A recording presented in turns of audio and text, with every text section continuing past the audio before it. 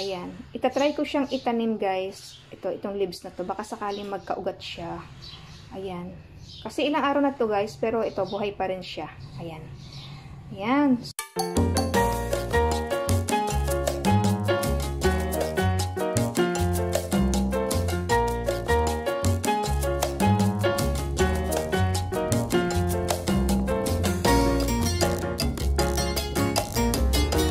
Hello guys! Welcome to my channel. This is Mel's Kitchen Vlog. And for today's video, ayan, tayo ay magre-repat ng aking mga peperomia. Manok. Ayan, magre-repat po tayo ng aking mga peperomia, guys. Kasi since na dumarami na sila, I think meron silang 5 or 6 peperomia na meron ako na kailangan na i-repat. So, ayan. So, anyways, if you're new here, please subscribe and please click the notification bell para updated na rin po kayo sa aking mga upcoming videos. So, thank you so much, guys. Ito na yung aking peperomia raindrops. Medyo malaki na siya. Ayan. Nabili ko siya na may paso na, pero ilipat natin sa mas maliit na paso. And then, ang peperomia metallica. And then, isang variety ng peperomia. Hindi ko alam ang pangalan, pero mamaya itatype ko na lang. And then, itong dalawa na to, guys. Parehas lang itong dalawa na to, guys. Kasi yung isa is pa freebies ni seller. Kaya, ayan, thankful naman ako. Ayan, yung si peperomia rosso. Kung naalala nyo po yung nakaraang vlog ko, guys. Ayan na siya. Ayan, buhay na buhay na. Ayan. And then, aking paborito na si peperomia watermelon. Tingnan nyo naman, guys, ang lungkot ng kanyang lungkot-lungkot niya. Kaya kailangan nating agapan para siya, mabuhay. Kaya sayang naman kung mamamatay siya. All in all, meron po tayong 7 na irerepat ngayong araw na to. Ayan. Yung dalawang peperomia ko, si red at saka si green is namatay sa biyahe. Hindi na kayanan ng init sa biyahe. Kaya yun, namatay sila. Sayang. So, ito papyaw, guys. Ito, mag-pro pa ako dito ng golden photos. So far, ito na siya, buhay na. At meron na silang 1, 2, 3, 4, 5, 6, 7 na dahon. And then, nag-pro pa rin ako ng ito, calathea. And then, yung dalawang snake plant. Ayan, hindi ko alam kung anong klaseng snake plant ito. Kung hindi man, please comment below kung alam niyo po ang kanyang common name. And then, dito galing, guys, yung aking golden photos na na-pro pa. Ayan, may sira na isang dahon. Ayan. And then, ito. Ito yung mga cute na nabili ko ng mga pots ng aking mga peperomia. And then, ito, guys, nakabili ako sa Ace Hardware ng ito, para doon sa malaking butas. Ayan. Ilalagay natin sila mamaya dyan sa may mga lalaking butas. Ayan. Nakabili rin ako doon sa garden shop ng dalawang coco pole para sa aking monstera. Ayan. Ipakita ko na lang, guys, kung nailagay ko na to. And then, bumili na ako na ng plate. Ayan. Para dito sa dyan, dito. Ayan. Para mapalit na sila, para gumagana. Para magandang tignan. Yung isa is doon ko ilalagay. Ayun, doon sa may basket plant ko na yun. Ayun. Ayan. So, ayan. Mag-start na tayo na mag-repat. So, ito naman, guys, ang ating gagamitin na potting mix para sa ating peperomia. 50% ng coco peat at 50% ng pumice. Ayan. Ayan. Paghahaluin lang natin, guys. Ayan. Paghahaluin lang natin sila. Pero pwede rin kayong gumamit, guys, ng 50% ng peat moss at 50% ng perlite. Kasi ang nandito sa akin is yung coco peat at saka pumice. Kaya ito aking ginamit. Pero kung anong available, kung anong gusto nyong gamiting lupa, okay lang yan, guys. Basta gusto ng inyong peperomia. Ayan, so let's start na tayo magtanim na. Ayan, tagalin natin yung yung mga lupa nito. And then dandahan lang, guys, sa pagtanggal ng mga lupa para hindi masira yung ugat niya, para hindi siya masaktan. So ayan, start na tayo, guys.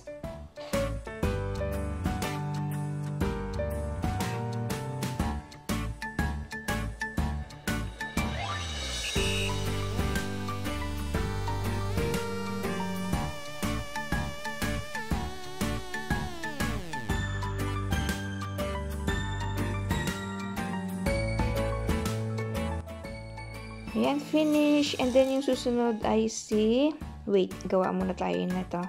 Lagay natin sa butas. Ayan. Pero guys, ang gamitin natin paso yung siya, well drained siya. Pero since na malaki kasi yung butas nito, ayan, kaya nilagyan ko siya. Ayan.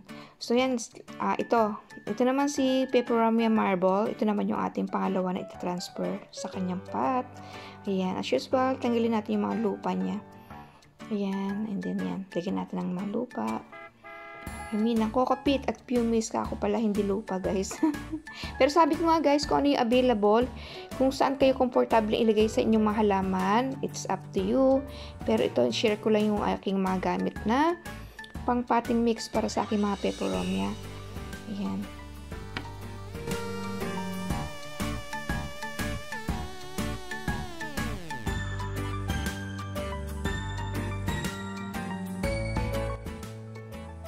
Ayan, nasa third na tayo guys. Third na ililipat natin. At ito si Peperomia rosso. Ayan. Ang cute lang din niya guys. Lahat naman sila maganda. Siyempre, basta halaman maganda. Walang pangit na halaman.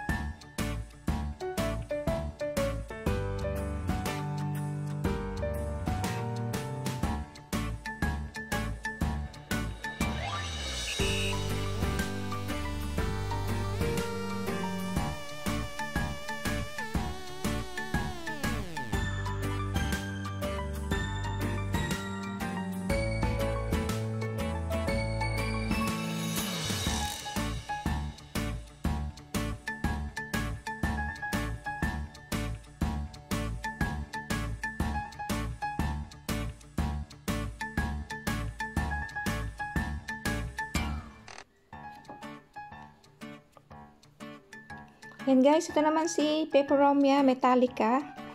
Ayan.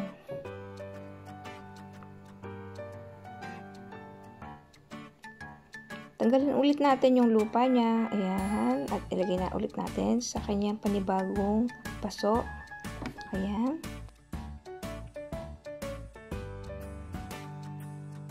At nga pala guys, pag didiligan natin itong mga peperomia natin, huwag natin masyadong dinidiligan. Pakiramdaman lang natin guys yung kanyang ibabaw. Pag tuyo na ibabaw niya, ayun, diligan natin. Pero hindi sobra, konti lang. Ayan, tapos ayan natin tumulo lang siya para hindi ma-stuck yung tubig sa kanyang potting mix, yung tubig.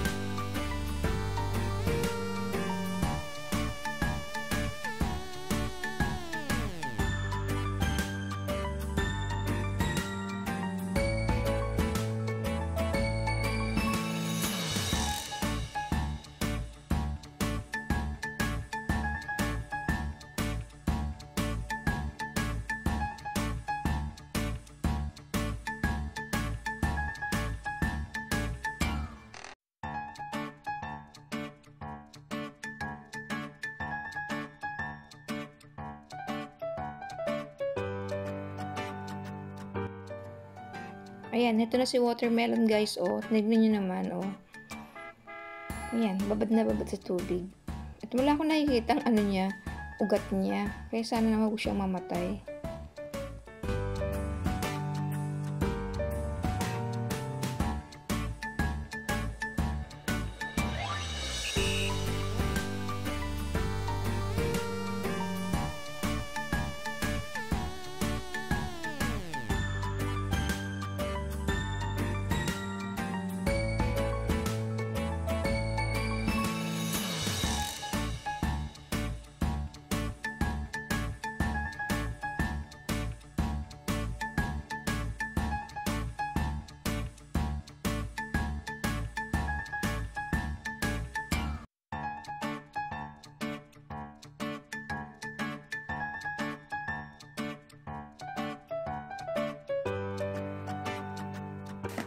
Kaya ayan guys, ito na yung pinakalas na si ano. Pero naubusan ako ng potting mix kaya ito gawa ulit ako. Ito na, ilipat na natin yung last na tatrim natin si Peperomia Raindrop.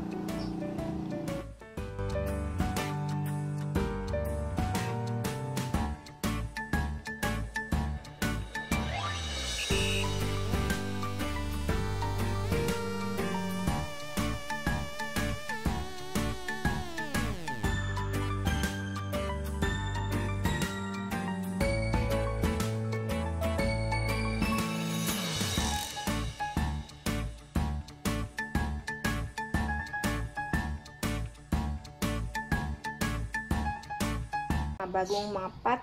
Ayan na sila. They're so pretty. Ayan, ang ganda-ganda lang nila guys. At sana, hopefully, itong aking Peperomia watermelon is mabuhay siya. Ayan, huwag kang mamamatay. Ayan. And then, ayan, didiligan ko sila maya-maya. Ayan. At ipakikita ko lang din guys, yung sinasabi ko sa yung Peperomia na in-order ko online through Lazada. Ito siya guys. Ayan siya, oh. Ayan. Itatry ko siyang itanim guys. Itong leaves na to. Baka sakaling magkaugat siya. Ayan. Kasi ilang araw na to guys. Pero ito, buhay pa rin siya. Ayan. Ayan. So, ayan. So, thank you so much guys for watching. Ayan. And if you're new here, please subscribe and please click the notification bell para updated po kayo sa aking mga upcoming videos. Yeah, thank you so much. And stay safe. Take care. God bless. See you in my next vlog.